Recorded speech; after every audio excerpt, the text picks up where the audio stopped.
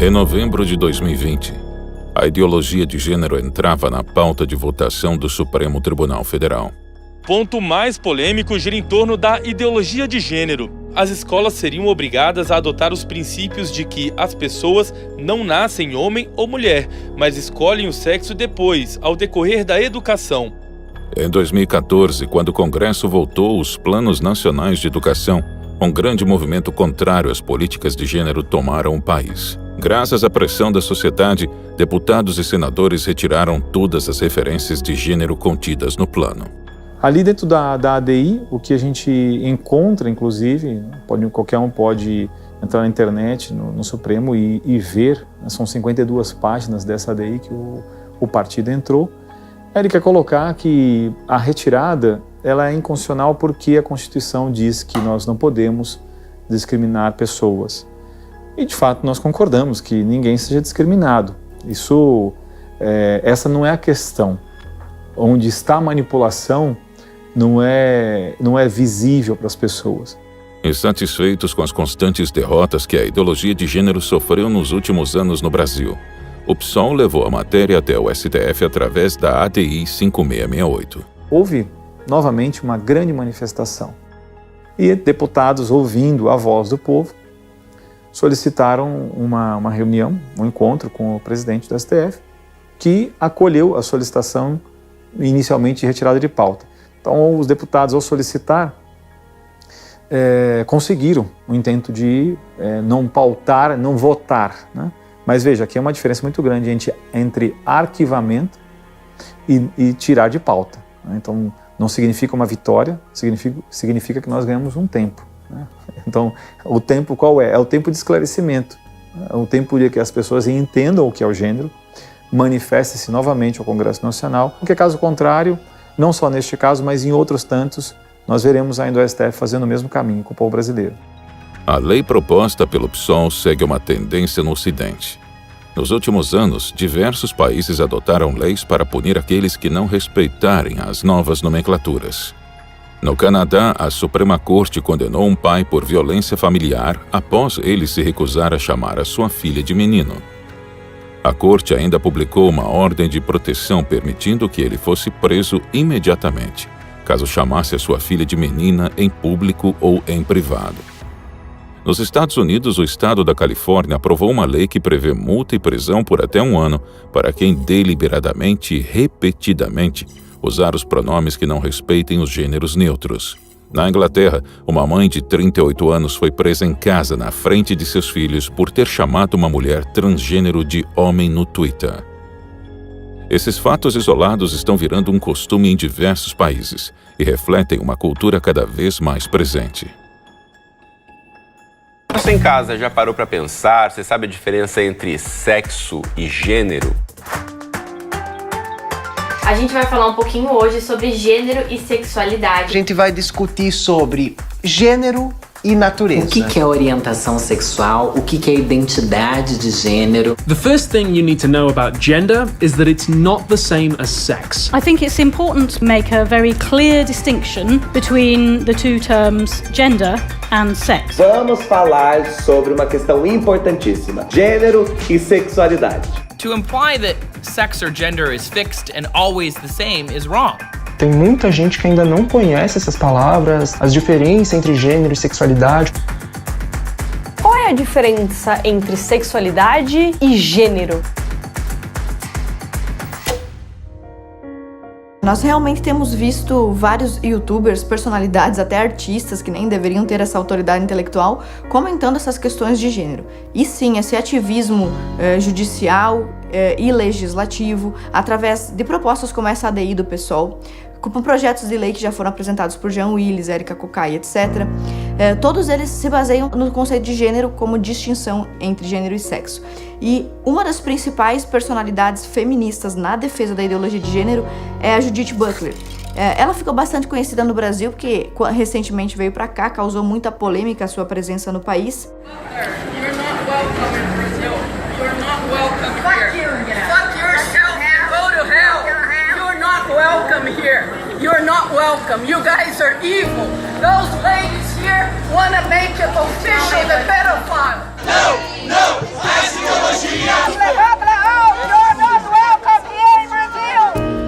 E ela mesma, Judith Butler, define pra gente gênero como essa dicotomia, né? Como essa diferenciação entre gênero e sexo. Aqui na página 25 do livro dela, um dos mais famosos, que é Problemas de Gênero, ela nos diz o seguinte: concebida originalmente para questionar a formulação de que a biologia é o destino, a distinção entre sexo e gênero atende à tese de que, por mais que o sexo pareça intratável em termos biológicos, o gênero é culturalmente construído. E ela continua, diz ainda, não há razão para supor que os gêneros devam permanecer em número de 2. E continua na página 27. O próprio construto chamado sexo seja tão culturalmente construído quanto o gênero. Então, nasço homem, mas me comporto como mulher, me visto como mulher, então eu tenho um gênero que é diferente. Então, para a gente entender a teoria de gênero, política de gênero, perspectiva de gênero, igualdade de gênero ou ideologia de gênero, né? A gente tem que entender o seguinte: existe uma história que começa nos anos 60 e começa com a história do Dr. Money, né? um sexólogo, né? Que de repente tem em suas mãos uma situação perfeita para uma teoria que ele faltava uma cobaia para a coisa funcionar. Ele é um psiquiatra conhecido por lidar com transexuais e com travestis, então uma das primeiras experiências que ele faz foi com a família Heimer. E o Dr. John Money fala especificamente sobre esse caso no seu livro Os Papéis Sexuais. Lá na página 81 do livro, ele começa a descrever essa família. Havia uma família que vivia no campo e esse casal concebeu gêmeos. Esses gêmeos se chamavam Brian e Bruce. Os dois, ali por volta do 6º mês de vida, começaram a desenvolver problemas de fimose. A mãe e o pai, preocupados com isso, procuraram um hospital para realizar uma cirurgia de fimose nos 2 bebezinhos, que tinham apenas 6 meses. O primeiro a ser submetido a essa cirurgia foi o Bruce.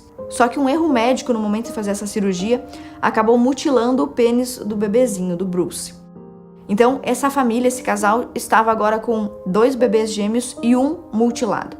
Então, esses pais, muito angustiados, em determinado momento assistiram na televisão, para você ver a relevância e a autoridade que o Dr. John Money tinha, um programa onde o Dr. John Money aparecia apresentando um travesti, uma pessoa que havia mudado de sexo e que, portanto, era um experimento de sucesso, demonstrando que um homem pode ser uma mulher ou uma mulher pode se transformar em um homem com facilidade e com sucesso.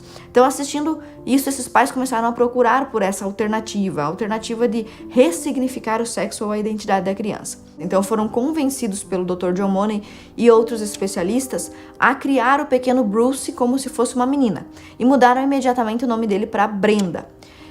Eles foram convencidos também que mais tarde, aos 12 anos, poderiam fazer uma cirurgia plástica nessa criança para que ela tivesse uma vagina construída por cirurgiões plásticos. A gente lê aqui no livro do Dr. John Money que ele tinha expectativas gigantes com esse experimento. Ele diz, por exemplo, uma vez que a criança mal tinha começado a falar quando os pais se decidiram pela reformulação, havia uma excelente probabilidade da identidade sexual não estar ainda muito diferenciada na direção masculina. Então, o Dr. John Money era um pesquisador que acreditava que a criança deveria começar a sua transformação antes dos 2 anos de idade e que isso praticamente seria uma garantia de sucesso. Mais tarde, um dos seus adversários intelectuais resolveu ir atrás do caso. E o Dr. Diamond, investigando, finalmente encontrou a família Heimer. Encontrou o Brian, o antigo Bruce, que agora se chamava Brenda, e os pais. E quando ele encontrou essa família, encontrou uma família destroçada. Pai e mãe no alcoolismo, na esquizofrenia, problemas psicológicos, depressão. O próprio irmão, o Brian, já tinha se tornado um esquizofrênico com problemas em drogas, acabou inclusive morrendo por uma overdose. E quando o Dr. Diamond então finalmente encontrou a Brenda, pôde contar a Brenda que o caso dela tinha sido vendido como um caso de sucesso.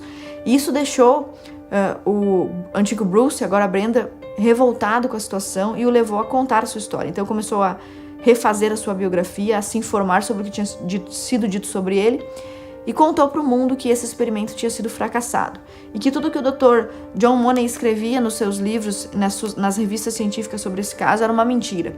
Desde criança, o Bruce, que era a Brenda, não se sentia confortável com vestido, com roupas cor-de-rosa, não conseguia se ajustar na escola, problemas de sociabilização, não se sentia uma menina, era mais agressivo e mais afeito às brincadeiras de menino do que normalmente uma menina é. E aí se descobre também através do Dr. Diamond que esses encontros anuais que o Dr. John Money fazia com os irmãos eram extremamente violentos, de mau gosto, até criminosos, se diria. Eles relatam, por exemplo, terem sido submetidos a encenações de relações sexuais entre os dois irmãos, e o objetivo seria gravar ou fixar na cabeça das crianças qual era a atividade sexual do macho e da fêmea. Todos esses absurdos só foram revelados mais tarde, quando o Bruce ou Brenda resolveu contar a sua história. Então, esse caso, esse primeiro experimento, que foi o experimento do Dr. John Money, acabou com o suicídio, com a morte do irmão Brian, com o suicídio do David Heimer. Então, o Bruce, que virou Brenda, que virou David, acabou na vida adulta se suicidando, mesmo depois de ter tentado constituir família, não conseguiu lidar com o trauma da sua história. E os dois pais visivelmente abalados no alcoolismo, na depressão, enfim. A família Heimer foi todinha, os 4 membros dela, destruída pela ideologia de gênero. I was never happy as Brenda. Never. And I'd slit my throat before I go back to that. I'd never go back to that. It didn't work because that's life.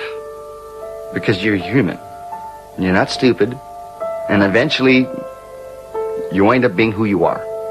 Então a gente vê que houve uma etapa em que essa teoria de gênero, esse conceito, embora ainda não tivesse esse nome, tentou se instalar através da ciência, né? Então tentou ser vendido como uma proposta científica. E nós vemos que fracassou como ciência.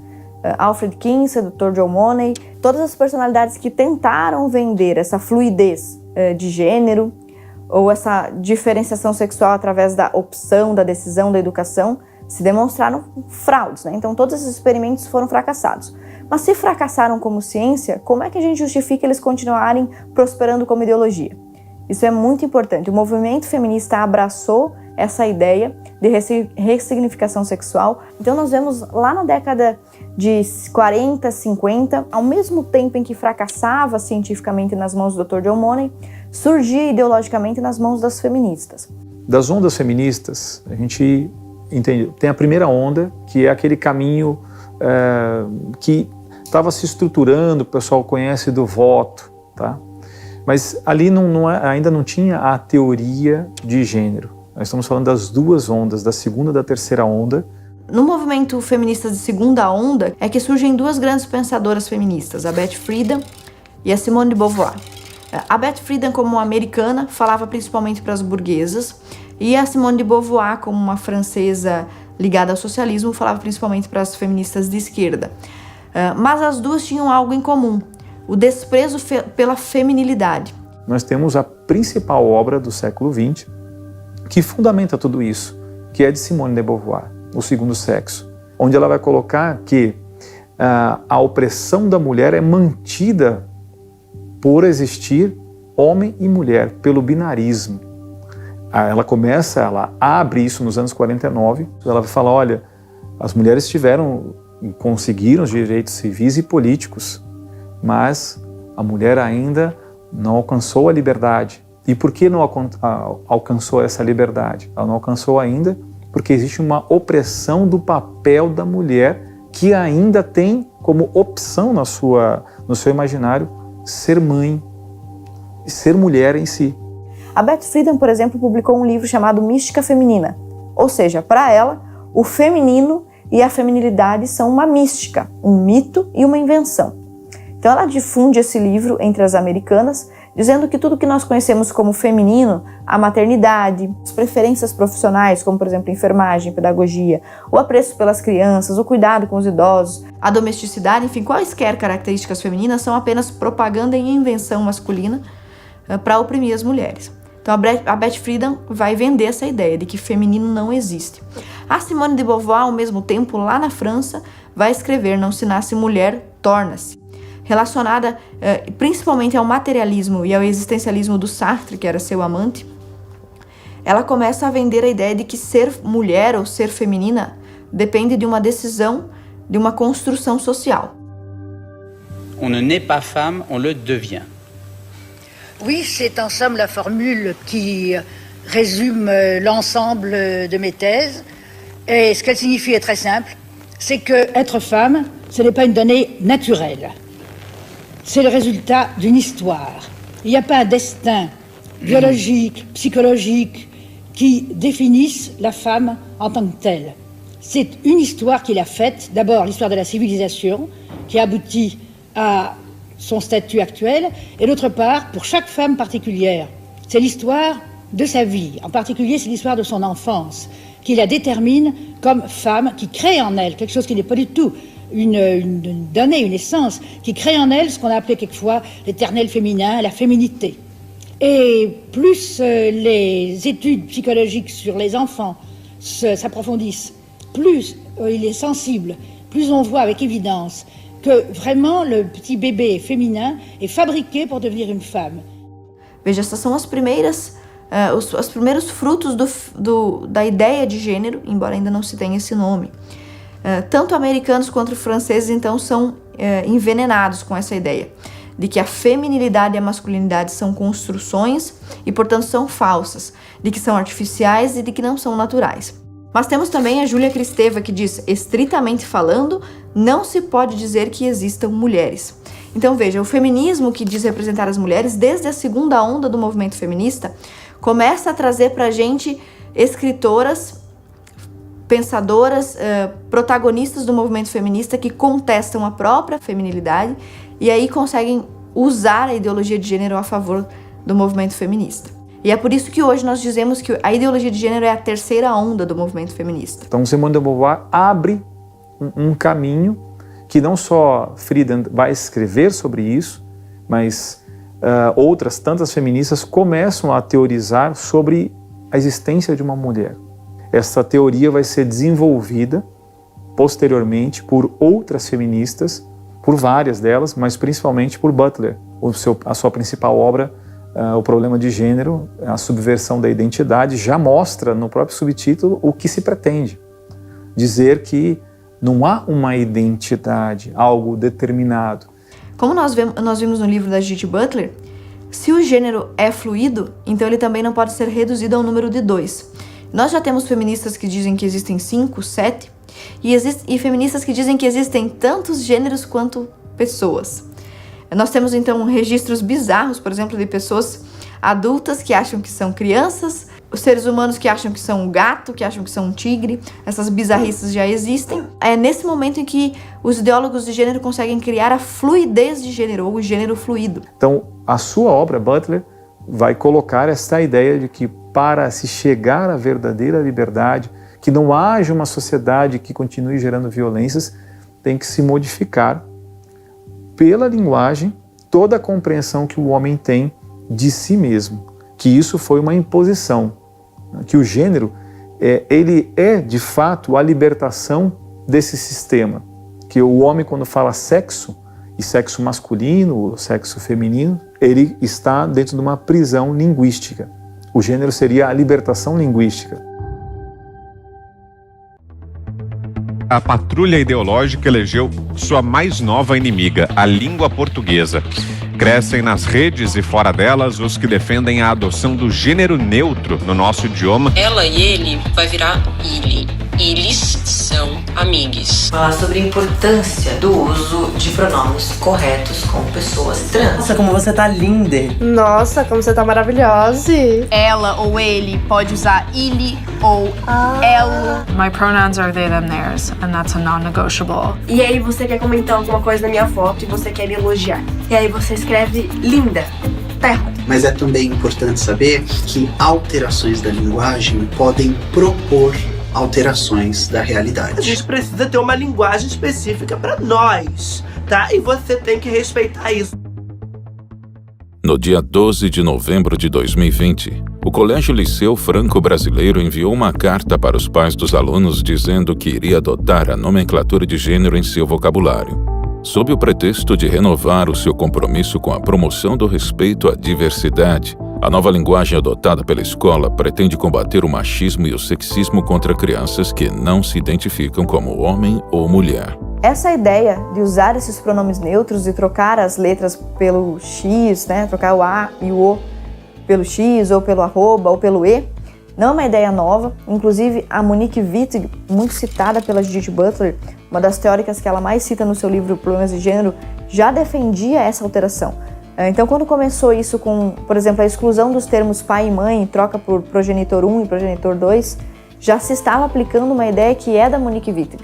Para Monique Wittig, esta feminista de terceira onda, a linguagem é uma das maiores forças opressoras. E no caso do Ocidente, a linguagem é machista e falocêntrica, na opinião dela, da Monique Wittig. E por isso a importância de alterá-la. Então começa-se falando de defesa da identidade de gênero e começa a se desconstruir a própria língua. É claro que nós temos em outros países o artigo neutro. Agora a língua portuguesa é diferente. E aí começa a se querer colocar algo que não é nem próprio do nosso imaginário, da nossa realidade, da própria língua. E aí nós temos a escola no Rio de Janeiro, Pedro II, publicamente foi conhecida, que na sua prova foi retirada uma foto, foi colocada na internet esta prova, em que a palavra está lá, o apagado, né? Você vê a lux alterando a língua, pleiteando a ideia de mudança de costumes e a partir de uma nova ética. O gênero faz parte dessa compreensão de uma nova ética a ser aplicadas via educação, começando da mais tenra idade a desconstruir a sexualidade, a identidade humana pelos modos de compreensão de uma criança. A escola é muito importante. A escola é o ambiente que, para que a revolução, a compreensão do que elas têm em mente, dê certo. Então precisa começar desde a mais tenra idade. Então, se fizer isso com a teoria de gênero, nós vamos ter, dentro de 30 anos, uma sociedade muito modificada, uma sociedade de fato transformada, como de fato elas escrevem nos seus livros. Então, nós vamos encontrar muitas citações, sempre falando de transformação social, de uma nova sociedade, de um novo normal, né? Esse novo normal que passa pela questão de gênero, por uma nova compreensão das relações. O lobby LGBT também chegou aos esportes. Durante as Olimpíadas do Rio de Janeiro, o Comitê Olímpico Internacional decidiu alterar as regras para a participação de atletas transexuais em competições oficiais. Desde então, o comitê entende que não se faz mais necessária a cirurgia de troca de sexo, passando a exigir dos atletas apenas o controle do nível de testosterona abaixo de 10 nmol por litro de sangue, durante pelo menos 12 meses antes da competição. Foi uma manobra política apenas, porque não teve nenhum embasamento científico, nenhuma pesquisa, nenhuma análise da biologia humana, foi simplesmente baseado em um artigo e o COI usou esse único artigo para mudar toda uma política não apenas muito prejudicial para as mulheres, mas que coloca em xeque também as próprias políticas antidoping, né? Em 2017, a Superliga Feminina de Vôlei recebeu seu primeiro atleta transexual. Tiffany Abreu, que nasceu Rodrigo, trocou de sexo aos 28 anos quando ainda jogava voleibol masculino em pequenas ligas da Europa. Quando atleta masculino, Rodrigo nunca obteve destaque nas competições em que atuou, mas sua performance na Superliga Feminina foi bem diferente. Para você ter uma ideia, esta semana, na derrota do Bauru para o Praia Clube por 3-2, com 39 pontos no jogo, a Tiffany bateu a marca de uma atleta consagrada na Superliga. O recorde anterior de 37 pontos pertencia a Tandara, do Osasco, uma das principais jogadoras do Brasil. É justamente esse rendimento acima da média que tem gerado polêmica. Ela está lutando pelos direitos dela, mas também tem a força física que é muito diferente da nossa. Ela vai saltar mais. A fibra muscular dela é muito mais forte. O corpo é diferente de uma mulher. Acho que se não existisse diferença entre masculino e feminino, a nossa rede teria 2,43, igual a deles tem. Mas um homem é foda, né? Então é o que diz ali o Bernardinho. A transgender high school athlete who is biologically a male took first place in both the 100 and 200 meter dash at Connecticut's Girls Track and Field State Championships. When I'm at the start of the race, when I'm lining up and getting into my blocks, everyone already knows the outcome. Those two athletes are going to come. 1 and 2 and everyone knows it. It's very frustrating and heartbreaking when us girls are at the start of the race and we already know that these athletes are going to come out and win no matter how hard we try. Essa política de falsa inclusão, que vai excluir mulheres em todas as esferas, ela começa a atingir em cheio aí a vida universitária das meninas, né? Muitas meninas e meninos também, com aptidões atléticas, eles investem tempo, dinheiro, treinamento exatamente para conseguir bolsas atléticas para boas universidades. E o que está acontecendo aqui nos Estados Unidos é que agora essas bolsas elas começaram a ser distribuídas para meninos biológicos, meninos de 16, de 17 anos que estão tomando lugares das meninas. Se uma menina perdesse uma bolsa atlética para um menino, já seria o suficiente para a gente tá lutando essa batalha toda. O problema é que não é uma, são centenas de meninas já nos Estados Unidos perdendo bolsas para meninos biológicos. E o pior de tudo é que todas essas propostas são vendidas como se fossem melhorar a vida das pessoas. Como se homossexuais, como pessoas que não se identificam com seu próprio gênero, que sofrem de disforia de gênero, fossem ter a sua vida facilitada ou seus problemas atenuados. Tanto pelo uso do pronome neutro, como essas campanhas anti-bullying na escola, o que na verdade não acontece. Você está vendendo uma ilusão para essas pessoas e essa é a maior gravidade de tudo isso. E associações de pediatras de todo mundo, médicos, têm lançado boletins, pareceres a esse respeito. E um dos documentos mais famosos sobre isso é um que foi emitido pela Associação Americana de Pediatras, com 8 tópicos falando sobre sexo e sobre gênero. E num desses tópicos eles falam, por exemplo, que quando uma criança tem uma dificuldade com relação à sua percepção de sexo, esse problema provavelmente está na mente e não no corpo.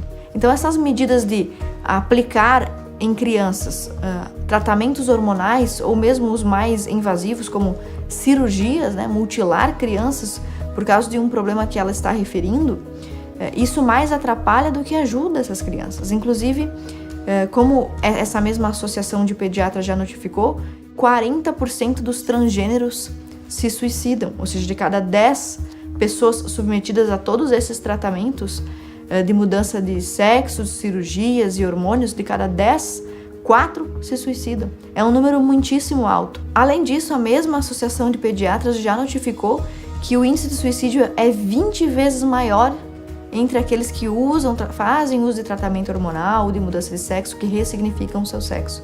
Então, por que buscar imediatamente, por que usar como primeira via justamente o que mais traz problemas para essas crianças e adolescentes? Parece, na verdade, um ato de desamor, de falta de empatia e não de proteção, como dizem ser as intenções dos movimentos GLS ou do movimento feminista. Existem absurdos em nome de crenças, né? E esta é uma delas, né? De um grupo que quer colocar que um professor não possa mais chamar de aluno, aluna, menino, menina. Free speech is the mechanism by which we keep our society functioning. It's a consequence of free speech and the ability to speak. People can put their finger on problems, articulate what those problems are, solve them, and come to a consensus.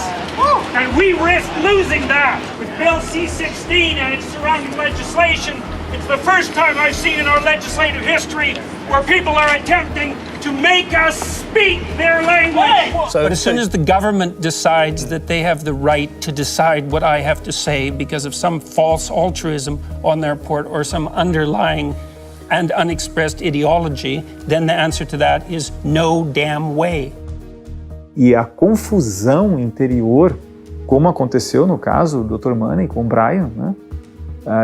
Vendo ali o que acontece na vida dele, todo mundo falando para ele que ele não é aquilo que ele vê que ele é de fato.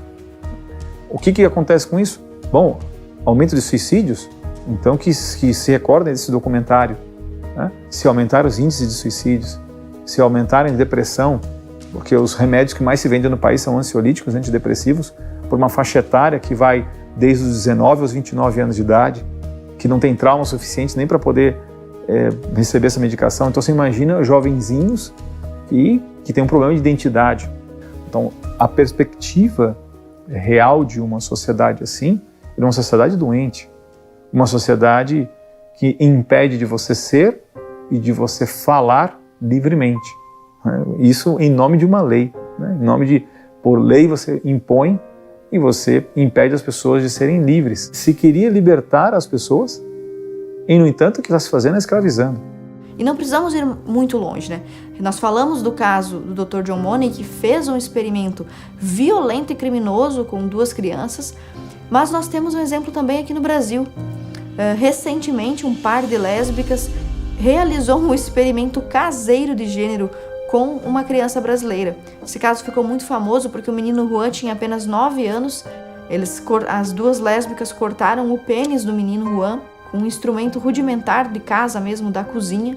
E esse menino ficou mais de 1 ano sofrendo dores, provavelmente inflamação e infecção, por ter sido mutilado pela própria mãe e acabou morrendo, né? 1 ano depois desse experimento rudimentar. E as justificativas e os motivos dessas lésbicas feministas para fazer isso com o menino não era outro senão transformação de gênero.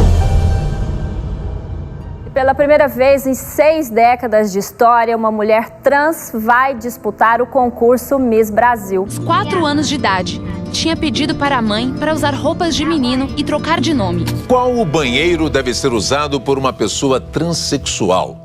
A discussão está parada no Supremo Tribunal Federal. A Justiça de Mato Grosso autorizou a mudança do registro de nascimento de uma criança de 9 anos que nasceu menino, mas se comporta e se vê como menina. O juiz de Balneário Camboriú julgou procedentes 5 pedidos de troca de nome e gênero.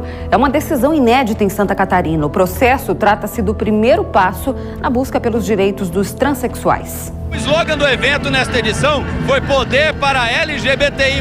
Nosso voto, nossa voz. A intenção é afirmar em um ano de eleições a importância do engajamento político e da escolha de candidatos alinhados com o pensamento desses grupos. 25 pessoas trans foram eleitas para câmaras municipais do país nestas eleições, segundo a Associação Nacional de Travestis e Transsexuais.